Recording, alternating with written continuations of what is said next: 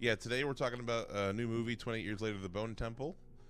28 Years Later, The Bone Temple is a 2026 post-apocalyptic horror film directed by Nia DaCosta, written by Alex Garland. Danny Boyle did not come back for this one. Nope. Friggin' He'll be here for the next one. It's the fourth movie in the 28. You can't call it the 28 years. I guess you just gotta call it the 28 franchise. Yeah, this is a hard one to name. The 28 franchise the only way, but it sounds weird saying that. The Big 2-8. The Big 2-8. It's a direct sequel to 28 Years Later, which came out this past summer. Yep. This movie was filmed back to back, like directly afterwards. It was planned thing. What's interesting? I love when they do that. It always makes it better. 100% of the time, it's always a good idea to do that. Never failed before. Yeah. Interestingly enough, though, it's a planned trilogy. But like when I was looking into it, they filmed 1 and 2 back to back, but they have not filmed part 3 yet. Because part of like their deal or whatever, like Sony's like whole thing, is they're gonna make 3. See how it's received. So yeah, they're gonna make 3 based on how it performed, more money. I think they care more about like it making money versus like people liking it. What? Crazy. But like depending on how this one does, and it's like I don't. And here's the thing: I was looking up the box office on the new one ain't doing too hot. That's crazy. They were projecting 20 million opening weekend, which like lower than we thought, but that was the prediction, around 20 million, and it only got up to like 15 so far. You know, it is a holiday holiday weekend, so we'll see. But you know what? Make a low budget third one. Do it. Make a direct. As long as you complete the trilogy, I'm not going to be upset. But if they don't complete this trilogy, I might actually jump off a bridge. A direct to stream. 28 Years Later, Part 3, The Bonus Temple. The Bonus Temple coming to you. The Bonus Temple coming to you on Shudder. 29 years later.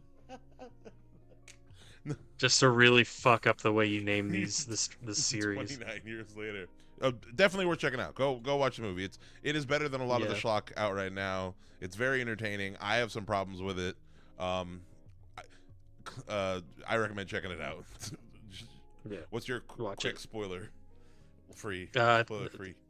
Oh, I fucking love this movie. I think it's arguably better than the first one. I love the way it contrasts with the first one.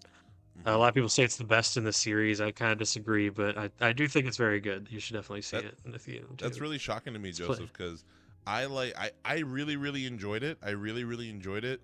But after me and Courtney rewatched 28 Years Later, like the day before to watch it, and it hit me.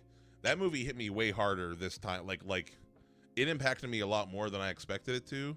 This rewatch, and compared to this one, it's very good. The acting's great. The plot lines and the story are wonderful. It's got a great villain. It introduces a lot of interesting lore ideas to the world. But I kind of felt the lack of Danny Boyle's weird filmmaking. Yeah, but that's the thing most people complained about with the first one. I know, that's crazy. That's what's interesting. That's the thing that I love about the first one, but that's the thing I hear the most criticism about. Same. That's how why I feel. Part of why I feel conflicted about it. I love the first one. I've seen it a million times. I've seen it like 4 times at this point. I saw it. I just went to theaters and then. Yeah, I saw it twice in theaters before we talked about it. I've only seen this one once so far, but I'm probably going to see it again this week. But it's shot a lot more conventionally. It's a lot more. I mean, it's still very well shot. I'm not gonna lie. Like it is still a very good looking movie. But it draws way less attention to the filmmaking.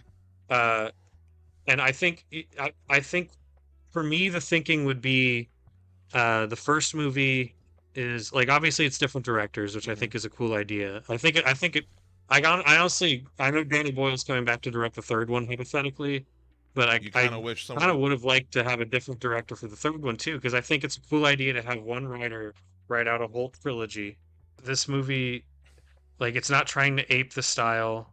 It's not trying to do what Weeks did, where it just tries to big up it's its own thing. It's not afraid to be different, and I think that these two movies go so well together. They're so complementary of each other. And honestly, I couldn't be happier. I couldn't be happier with this as a sequel. Mm-hmm. Yeah. No, it's yeah, no. I mean, it's great. It's like I said, it's well above. I don't even want to say as a genre. If this movie came out in the middle of the summer, I think this would be like a great movie of the summer that like you got to go Yeah. see type deal. My any like it really is just because I rewatching the last one, that one just hit me so hard in such a way that like I prefer that style in this universe. But Mm-hmm. this movie, at the very least, I will say, like, the villain, like Jimmy as a threat is works so wonderfully, and if Mm-hmm. anything, it's got me just really excited to see what Jack O'Connell's gonna do next. Yeah. Yeah. Will he ever play a good guy? Do we want him to? Yeah. So, here we go. He was filled with childish frustrations and complexes. The police are searching for James Thomas, believed to